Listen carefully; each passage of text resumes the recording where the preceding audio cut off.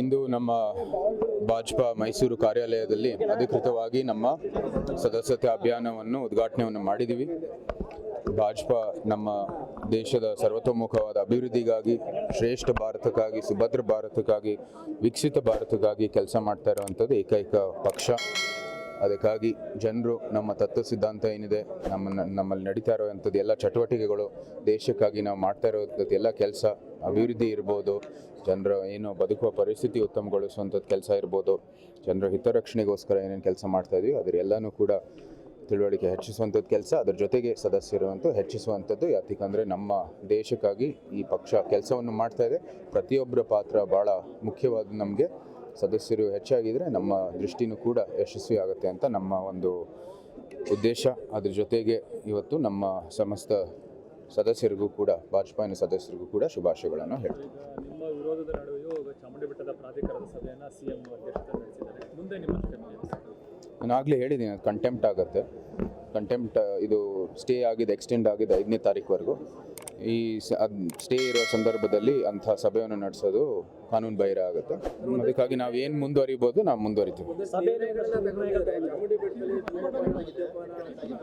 Stay ಇರೋ ಸಂದರ್ಭದಲ್ಲಿ ಏನೇ ಸಭೆಯಲ್ಲಿ ಏನೇ ನಿರ್ಣಯಗಳು ತಗೊಂಡಿದ್ದಾರೆ ಅದೆಲ್ಲ ಕಾನೂನು ಬಾಹಿರ ಆಗುತ್ತೆ. ಅದಕ್ಕಾಗಿ ಇದು ನಾನೆಸ್ಟ್ ಅಂತ ಒಂದು ಇದಾಗುತ್ತೆ ಕೋರ್ಟಲ್ಲಿ. ಎಲ್ಲಿ ವೆಕೇಟ್ ಆಗಿದೆ? ವೆಕೇಟ್ ಎಲ್ಲಾಗಿದೆ ಅದು ಹೇಳ್ತಾ ಇರ್ಬೋದು. ಅದು ನೀವು ಅವ್ರನ್ನೇ ಪ್ರಶ್ನೆ ಮಾಡಬೇಕಾಗಿದೆ ಯಾವ ಆಧಾರ ಮೇಲೆ ಹೇಳ್ತಾ ಇದ್ದಾರೆ. ನಾನು ಹೇಳ್ತಾ ಇದ್ದೀನಿ, ಹೈಕೋರ್ಟಿಂದ 30ನೇ ತಾರೀಕು ಅದು ಎಕ್ಸ್ಟೆಂಡ್ ಆಯಿತು 5ನೇ ತಾರೀಕುವರೆಗೂ, ಅಂದರೆ ಇವತ್ತುವರೆಗೂ. ರಾಜ್ಯ ಸರ್ಕಾರ ಮತ್ತು ಈ ಪ್ರಾಧಿಕಾರದ ನಡುವೆ ಒಂದಷ್ಟು ಸಂಘರ್ಷ ಈ ಬಾರಿ ದಸರಾ ಮೇಲೆ ಎಫೆಕ್ಟ್ ಬೀಳುತ್ತೆ ಸರ್?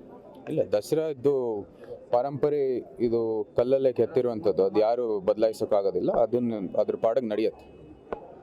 ದಸರಾ ಸಿದ್ಧತೆಗಳ ಬಗ್ಗೆ ಈಗ ತಮ್ಮನ್ನು ಆಹ್ವಾನಿಸಿಲ್ಲ, ತಾವೇ ಈಗ ಪ್ರತ್ಯೇಕ ಸಭೆಗಳು ಮಾಡ್ತಾ ಇದ್ದಾರೆ, ತಾವು ಯಾವುದ್ರಲ್ಲೂ ಭಾಗವಹಿಸ್ತಾ ಇಲ್ಲ, ನಿನ್ನೆ ಕೂಡ ಸಭೆ ಮಾಡ್ತಾರೆ. ದಸರಾ ಸಿದ್ಧತೆ ಅವ್ರು ನೋಡ್ಕೋತಾರೆ, ಅದು ಅವ್ರಿಗೆ ಗೊತ್ತಿದೆ ಏನು ಮಾಡಬೇಕು. ತಾವು ಭಾಗವಹಿಸ್ತಾರೆ, ಅದು ರಾಜ್ಯ ಸರ್ಕಾರ ನಡೆಸುವಂಥದ್ದು ನಾಡ ಹಬ್ಬ ಅಂತ ಅವ್ರು ಆಚರಣೆ ಮಾಡ್ತಾ ಇದ್ದಾರೆ, ಅವ್ರು ಮಾಡ್ಕೊಳ್ಳಿ.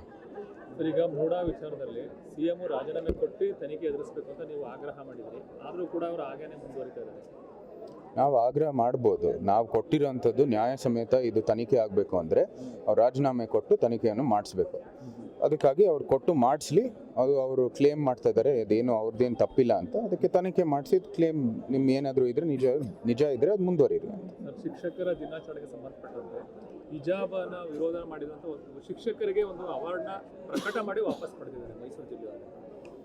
ಅದೇನದೆ ನಾನು ನೋಡ್ಬಿಟ್ಟು ಪರಿಶೀಲನೆ ಮಾಡಿಬಿಟ್ಟು ಹೇಳ್ತೀನಿ. ಆದರೆ ನಾವು ಹೇಳೋದು ಸಮಾಜದಲ್ಲಿ ಶಾಂತಿಯುತವಾಗಿ ನಾವೆಲ್ಲರೂ ಮುಂದುವರಿಯೋಣ. ಏನಿದೆ ಕಾನೂನು ಪ್ರಕಾರ ಅದು ಕಾನೂನನ್ನು ಅನುಸರಿಸಬೇಕಾಗಿದೆ. ಸಂವಿಧಾನದಲ್ಲಿ ಏನಿದೆ ಅದನ್ನ ಅನುಸರಿಸಬೇಕಾಗಿದೆ.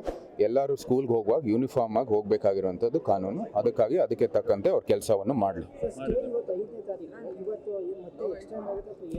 ಅದು ಅರಮನೆಯಿಂದ ಹೇಳಿ ಕಳಿಸಿ, ಅಲ್ಲಿ ಸ್ಪಷ್ಟತೆ ಅಲ್ಲಿಂದ ಕಚೇರಿಯಿಂದ ಹೇಳ್ತಾರೆ.